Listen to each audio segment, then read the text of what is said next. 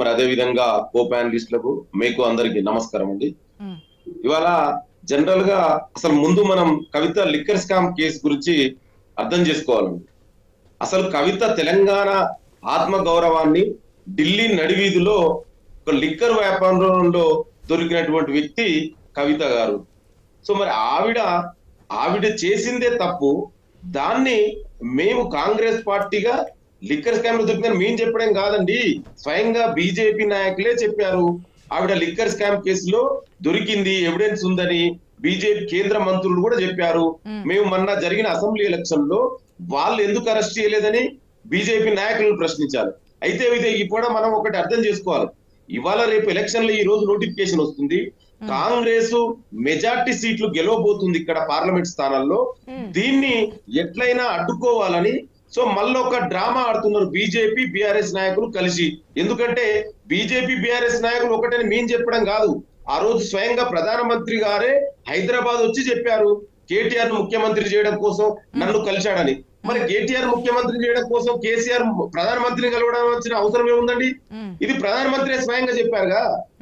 వాళ్ళు ఎన్నో సార్లు మరి తెలంగాణకు రావాల్సిన గురించి, వాటా గురించి, లేదా తెలంగాణ విభజన చట్టంలో హామీల గురించి ఎన్నడైనా ప్రశ్నించాడా ఈ కేసీఆర్? అంటే నేను ఏమంటున్నా అంటే ఈ రెండు పార్టీలు ఒకటే.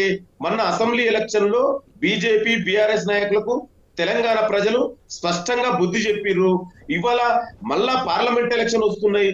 అందుకే ఎలక్షన్ ముందు కావాలని కాంగ్రెస్ పార్టీ మెజార్టీ సీటు గెలవకుండా అడ్డుకోవడంలో భాగంగానే మళ్ళీ ఈ యొక్క అరెస్ట్ జరుగుతుంది. అంతే తప్ప ఇవాళ బీజేపీ బీఆర్ఎస్ రెండు ఒకటండి.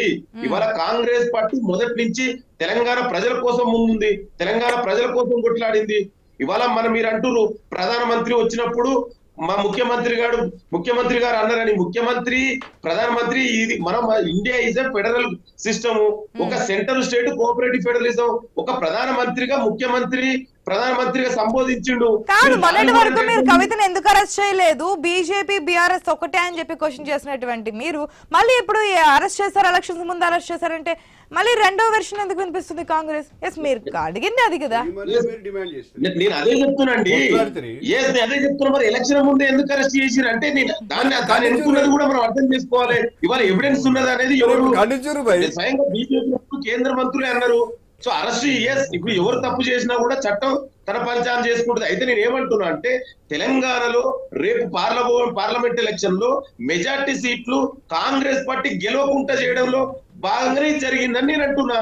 ఇప్పుడు ఎవరు తప్పు చేసినా కూడా అరెస్ట్ చేయాలి. మరి అంటే మీకు రాని సీట్లు ఏ పార్టీకి వెళ్తాయని ఒకటి క్లారిటీ ఇవ్వండి లింగం యాదవ్ గారు. మీ పార్టీకి రాకుండా మీ టార్గెట్ 14 సీట్లు కైవసం చేసుకోవాలని చెప్పి రేవంత్ రెడ్డి కూడా సభాముఖంగా చెప్పున్నారు. మిగతా 3 పక్కన పెడదాం, ఓకే, వస్తే 3 కూడా యాడ్ చేసుకోవచ్చేమో, కానీ మీ టార్గెట్ అయితే 14. ఇప్పుడు మీకు రావాల్సిన 14 స్థానాలు పక్క పార్టీకి వెళ్లే ప్రయత్నాలు చేస్తున్నారంటే ఏ పార్టీకి? అటు బీఆర్ఎస్ కి వెళ్లే ప్రయత్నం లేదంటే బీజేపీకి వెళ్లే ప్రయత్నం జరిగిందంటారా? ఇవాళ బీజేపీ బీఆర్ఎస్ రెండు ఒకటే. అసలు బీఆర్ఎస్ నాయకులు కనీసం వాళ్ళ సొంత సిట్టింగ్ ఎంపీలే పోటీ చేయడానికి సిద్ధంగా లేరండి. ఇంకా ఏం చేసిరని బీఆర్ఎస్ నాయకులు గత 9.5 ఏళ్లుగా వాళ్ళు రాష్ట్రాన్ని పరిపాలించి ఇవాళ రాష్ట్రాన్ని అంతా అప్రపాలు చేసిరు, అవినీతి మయం చేసిరు, కుంభకోణాల మయం చేసిరు. సో ఇవాళ తెలంగాణ ప్రజలు అవన్నీ కూడా అందుకే బుద్ధి చెప్పిరు. ఇవాళ బీజేపీ నాయకులు మాట్లాడుతున్నారు ఎలక్షన్స్ అంటే నోటిఫికేషన్ ముందు అరెస్ట్ చేయడం అనేది రాజకీయంగా కుట్రలో భాగం అంటున్నారు మీరు ఓటు బ్యాంక్ పక్కకి వెళ్తుంది అంటున్నారు. అది ఏ పార్టీకి అని చెప్పి క్వశ్చన్ చేస్తున్నా. నేను అదే చెప్తున్నాండి సూటిగా. టిఆర్ఎస్ నాయకులకు తెలంగాణలో ఇవాళ వాళ్ళ క్యాండిడేట్లే లేరు. ఇవాళ బీజేపీ కూడా ఎందుకు ఓట్లు వేయాలండి? అందుకే ఆ రెండు పార్టీలకు ఓట్లు లేరు. కదా, రెండు పార్టీలకి ఓట్లు వెయ్యరు అనుకున్నప్పుడు మీరు అనుకున్న టార్గెట్ చాలా ఈజీ కదా. రెండు పార్టీలకి తెలంగాణ ప్రజలు ఓట్లు వెయ్యరు అని చెప్పి మీరంత ధీమాతో ఉంటున్నప్పుడు మరి మీ ఓటు బ్యాంక్ మీకే ఉంటుంది, మీరు అనుకున్న సీట్లు కూడా మీకే ఉంటాయి కదా. మరి అందుకే చెప్తున్నాం కదా, ఇప్పుడు వీళ్ళు ఎన్ని డ్రామాలు ఆడినా కాంగ్రెస్ పార్టీ 14 స్థానాలు పైగా గెలవబోతుంది. మీరు ఎన్ని డ్రామాలు ఆడినా అదే చెప్తున్నా, డెఫినెట్ కూడా 14 పైగా స్థానాలతోటి కాంగ్రెస్ పార్టీ పార్లమెంట్ ఎలక్షన్ లో గెలవబోతుంది. ఎందుకంటే నేను చిన్న ఉదాహరణ చెప్తా. ఇవాళ బీజేపీ 10 సంవత్సరాలుగా కేంద్రంలో అధికారం ఉంది. తెలంగాణకు ఏమైనా చేసిందా అని నేను ప్రశ్నిస్తున్నా. ఇలా విభజన చట్టంలో ఉన్నటువంటి మాట్లాడదాం. ఇక్కడ మళ్ళీ తెలంగాణకి ఏం చేసింది ఏంటి అంటే అది మళ్ళీ పూర్తిగా డిఫరెంట్ టాపిక్ అయిపోతుంది, టాపిక్ మొత్తం డివైట్ అయిపోతుంది. కవితని నిన్న అరెస్ట్ చేయడం కరెక్ట్ అంటారా కాదంటారా కాంగ్రెస్ నాయకులుగా మీరు?